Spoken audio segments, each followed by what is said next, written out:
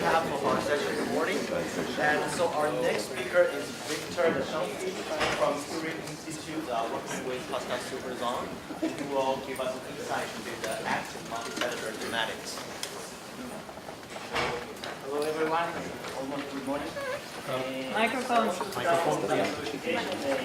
Microphone. Now? Yes. Okay.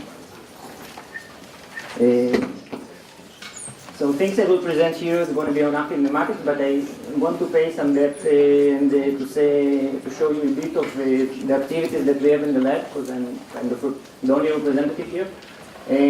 So these are the guys, and Pascal is over there, and Guillaume is the guy actually who did most of what I'm going to show you. And Axel, Isabel, Sarah, Christina, it's the team groups that we have right now. So what you see upstairs, up there in the videos, get the pointer, it's the system that we work on. Actually, we call our group, Pascal called this group physics at mesoscales, and by mesoscales, we mean by cellular level, so it's not single cells, and it's not like developmental models which are very big. I mean, we're trying to control the cell number in some infinite numbers. So there is some activity on bacteria that you can see in the green. This, I think, you showed today some of this data mentioned, and so all this system we can control the shapes of our cells and of the environment quite good, and we're trying to do some things with that. So now we can start the story. So this is our movie star, a fibroblast cell. So let's see a bit what he knows to do. So this is what it typically does. It moves along one axis. It's an elongated cell.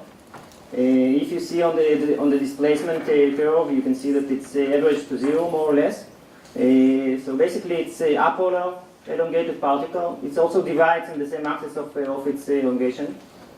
It's weakly interacting cell, so it's not creating any let's say stable contacts with its neighbors. So now let's see what happens to this cell. I mean, when it's not alone and when it goes to this, I don't know, rock heavy metal concert. No, this is heavy metal concert for fibroblast cells. So this is a movie that shows actually growth of the cells on flat substrate without any boundaries for a quite long time, few days. And what you can see, I don't know if you can see it or not, but I will show you it later. But I mean, even in this movie, you can see some kind of order that lasts a bit more than single cell. So can you see? So I will take it as no. But before the order, let's start just with the speed analysis. So we can analyze the average speed of the cell, and you see this locomotion inhibition that quite good. That after confluence, cell become more dense. They slow down. This density goes up. So so this is trivial stuff. I mean, this is what you would expect, but this is just some quantitative analysis of this thing. So for orientation, this is what I wanted to see with naked eye, but this is what the image processing does. I mean, so you can see big clusters, much larger than single cell, with same orientation. So this is basically same image, just color coded, and so you see different clusters at different angles. Typical. So I'm gonna. So what motivates us actually?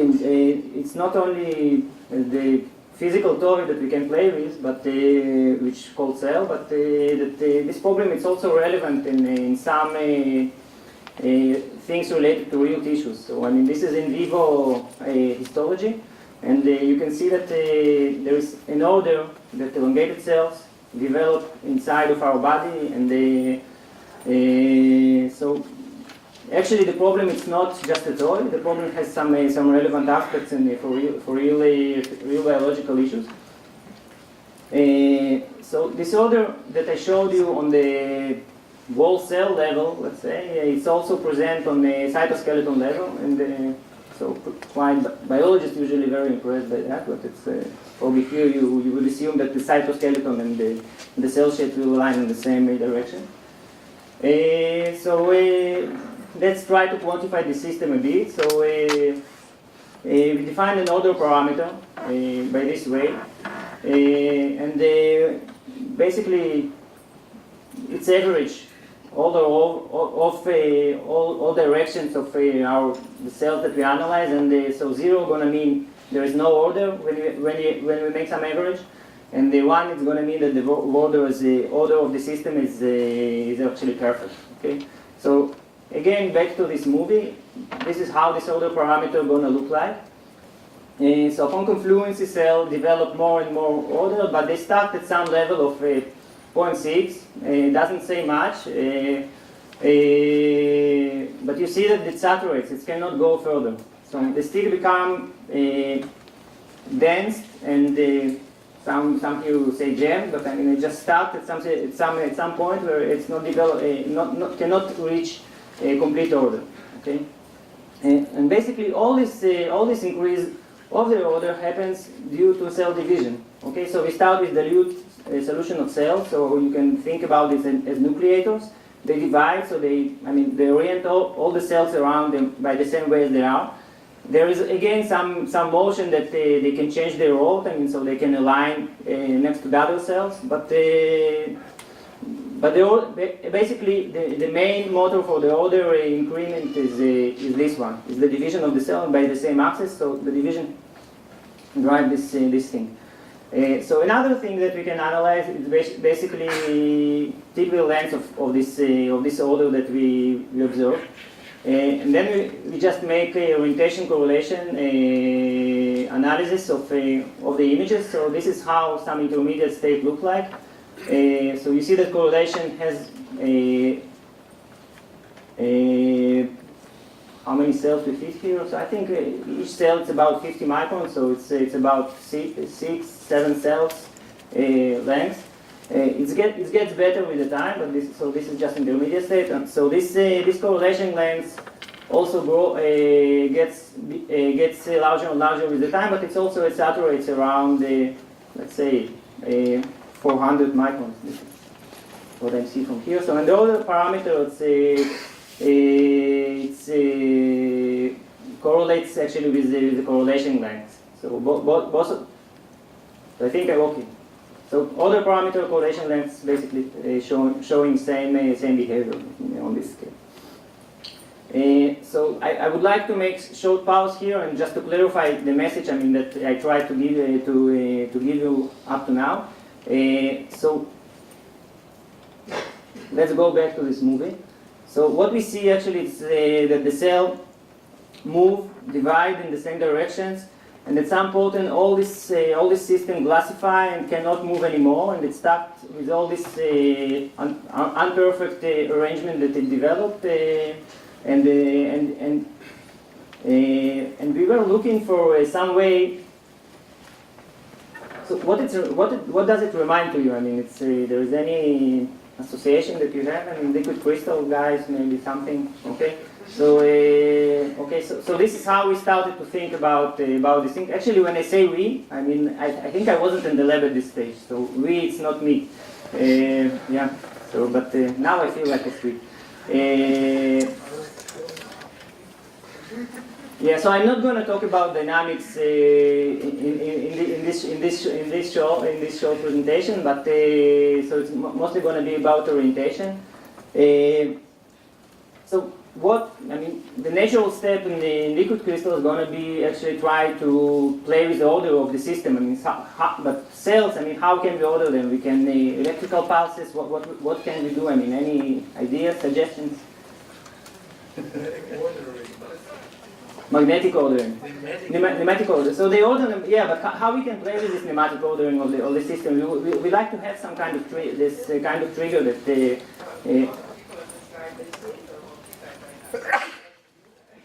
Yeah. Some, I mean, there is many solutions that can apply for liquid crystal system, but for cells, I mean, the most simple solution is actually to have boundaries, and these boundaries will see very directed cell orientation, and so all the cells will follow the cell orientation. So this is basically what we did. Something flashy or not? So this one is the movie. Is the movie. I think so, but okay. So this movie actually is summarized here. Okay, so cell develop their order on the stripes. Okay, according to the boundary. So boundary force alignment of the boundary cells, and this alignment actually forces all the cells to generate this thing. And now the order becomes very close to 1, but I mean to which extent? Okay, so this is the dynamics, basically how it propagates. So we see that some screening. So this is the confluence. Okay, and we see the screening of the order that goes from the boundary. So this is time chymograph. Okay, what happens on the stripe? So the order propagates basically from the boundaries to the middle. Of course, it's not cannot be stretched. I mean, to very long distances. So there is some screening length that effectively can be defined in this system. And this is the screening length that you just can interpolate by checking the order parameter of the system as the width. And I think, okay, I will finish here. I mean, with this picture, I mean, it's just competition of two different stripes with different orientations. So which one wins? Which one can keep his information? I mean, propagating in the. So I finish here. Thank you very much.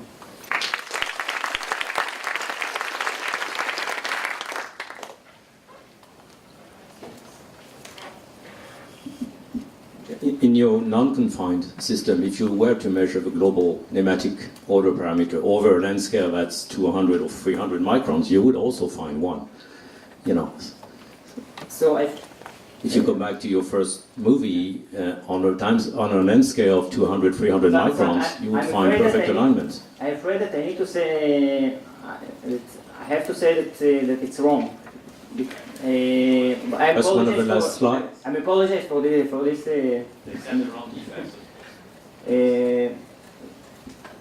So this system actually, I mean, with the order parameters we defined, I mean, it's the order parameter you will finish somewhere between 0 and 1. It's going to be 0.5. If you just open the window size, because I mean the average is going to. Is it clear or no? No. No. So make. I see domains of length scales larger than 200. Yeah, but each domain oriented in random position. So basically, if you average all of this, I mean, you just get the average will not be 1. I mean, average of 1, it means that all of them oriented in the same direction. Inside of each domain, it's 1. This is correct. Okay. Have you tried to plate them on softer substrates, because fibroblasts then no longer look as spindle shaped? So can you destroy your nematics by plating them and make them move on soft substrates? So here we try to improve the nematics, and instead of destroying that, yeah. Really screwing it up. Yeah. On soft substrates they're no longer elongated, so spherical pulsion should be smaller. No, so we didn't try it. No. Very short question. Why do you select the order parameter that is different from the definition of the nematic order parameter people use to describe liquid? Just cosine. It's a factorial through the Legendre polynomials. So I'm kind of inherited this thing, so I can try to. Probably it has very good reasoning in the beginning, but I mean I don't have like the answer. I mean on the spot. All right, let's thank our speaker again.